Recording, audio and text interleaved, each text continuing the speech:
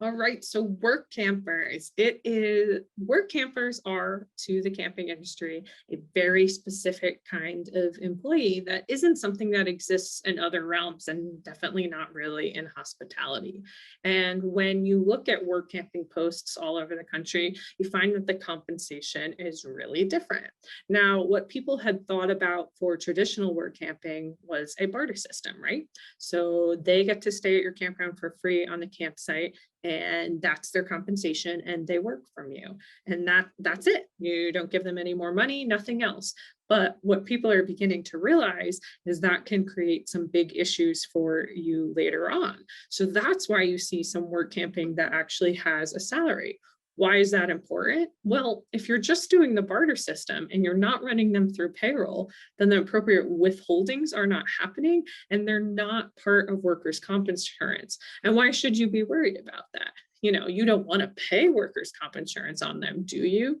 No, you do, because it would become a bigger problem for yourself if you didn't later.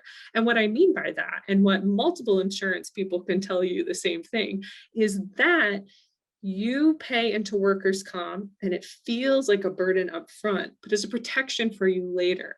I love employers that haven't properly done workers' comp. Why? Because I no longer am limited to my recovery by what workers' comp is. I can sue them for all sorts of negligence and other things because I'm no longer limited by the parameters of workers' comp.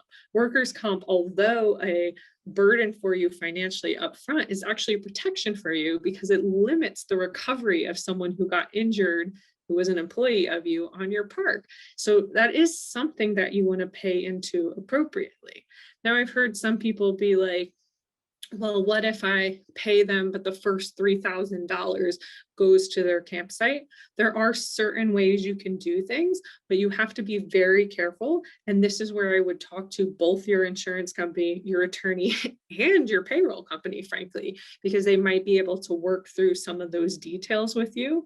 Also, if you are giving someone a campsite as compensation, it is considered income for them if it is done in the inappropriate way. So it would be income they'd have to report anyway if they were appropriately doing their taxes. Some people make it so they have an agreement where they pay them a minimum wage, part-time perhaps, and then they make living on the campground a condition of their employment.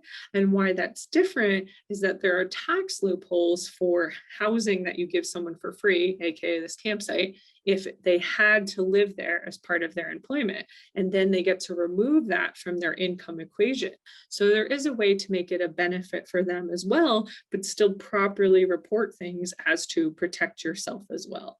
Now, I am absolutely encourage work campers. I think it gives us people with diverse experience and people who've seen all over the country and people who can bring a lot to the table, because especially seasonal campgrounds, I know it's kind of hard to find seasonal workers.